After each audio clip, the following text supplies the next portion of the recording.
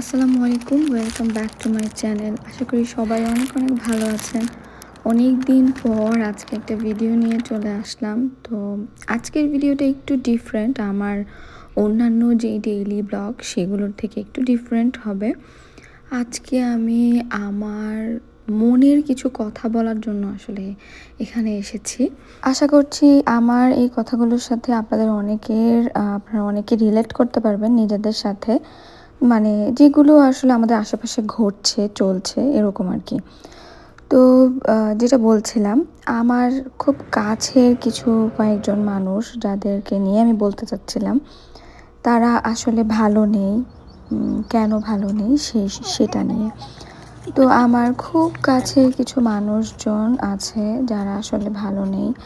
এমন না যে তাদের কোনো আর্থিক সমস্যা কিংবা তাদের মানে যোগ্যতা নাই, মানে এরকম আর কি। আমার কাছে খুব অবাক লাগে এই জিনিসগুলো চিন্তা করতে, যে একটা শিক্ষিত মেয়ে যে নাকি পড়াশোনা করেছে, তার বাবা মা তাকে পড়াশোনা করিয়েছে, বাবা মা তাকে অনেক যত্নে লালন পালন করেছে, সেই মেয়েটা আজকে আরেকজনের সংসার করতে এসে ভালো নেই। খুব অদ্ভুত লাগে, তাই না? মানে ডিপলি যদি চিন্তা করতে যাই তাহলে খুব অদ্ভুত লাগে, কিন্তু বাংলাদেশের প্রেক্ষাপট অনুযায়ী চিন্তা করতে গেলে আবার মনে হয় যে ইটস ন্যাচারাল, এটাই তো, এরকম তো হয়েই আসছে।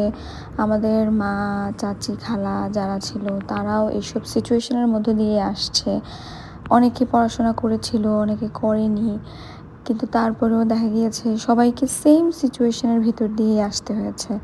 কিন্তু এখন এই যুগে এসেও যদি একই ধরনের ঘটনাগুলো ঘটে তাহলে খুবই দুঃখজনক না? মানে এমন না যে আমার সেই কাছের মানুষদের কোনো যোগ্যতা নেই, তারা সবাই শিক্ষিত। এমন না যে তারা জাস্ট কোনো রকম পাশ করেছে, তারা সবাই মেধাবী, তারা সবাই কিছু করতে পারবে। এমনও আছে যারা চাকরি ছেড়ে দিয়েছে সংসারের জন্য, কিন্তু তবুও তারা সংসারটা ঠিক মতো করতে পারছে না। কেন জানি না, মানে কেন জানি না তারা ভালো নেই। কেউ না কেউ তাদেরকে ঠিক মতো সেই সংসারটা করতে দিচ্ছে না। অন্যদিকে আমরা সোশ্যাল মিডিয়াতে কিছু মানুষজন দেখি যারা, আমি জানি না কতটা কি আমরা দেখি তার কতটা কি সত্য।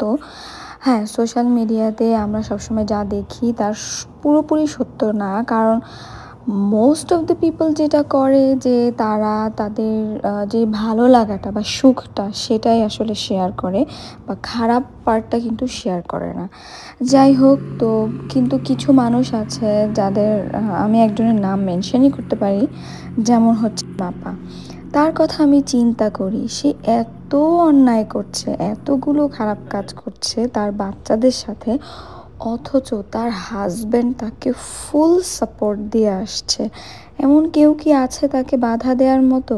কেউ নেই, বা আমি জানি না কেউ বাধা দিলেও সে শুনছে কি না, কিন্তু অ্যাটলিস্ট তার হাজব্যান্ড তাকে ফুল সাপোর্ট, প্যাম্পার যা বলে সবই তো করে আসছে, তাই না? অন্যদিকে আমার যেসব কাছের মানুষদের কথা আমি বলতে চাচ্ছি, তারা এত সুন্দর করে সংসার করছে, মানে অভিযোগ করার মতো কোনো ব্যাপার আসলে নাই, মানে কোনো খুঁত নাই।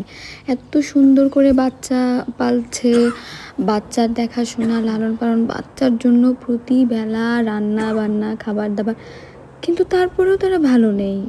কেউ না কেউ তাদেরকে ভালো থাকতে দিচ্ছে না।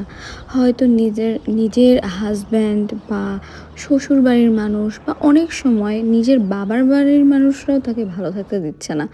কি অদ্ভুত না? মানে একজন মানুষ এত সুন্দর করে সব কিছু করছে কিন্তু তার কোনো অ্যাপ্রিসিয়েশন নেই, কিন্তু অন্যদিকে একজন বা কিছু মানুষ এত উল্টোপাল্টা করছে কিন্তু তার এত সাপোর্ট। অদ্ভুত না? যাই হোক, আমি শুধু চাই আমার এই মানুষগুলো, আমার নিজের কাছের মানুষ বলে না, আমি চাই প্রত্যেকটা মেয়ে যারা আসলে খুব সুন্দর করে সংসার করছে, মনোযোগ দিয়ে সংসার করছে, এতটা চেষ্টা করছে সুন্দর করে সংসার করার জন্য, তারা যেন সুন্দর করে সংসারটা করতে পারে।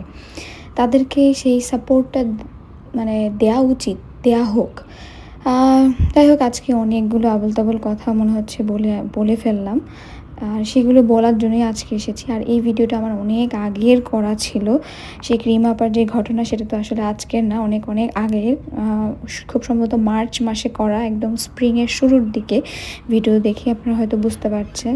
তো সবাই অনেক অনেক ভালো থাকবেন। আজকের মতো এখানেই বিদায়। আল্লাহ হাফেজ।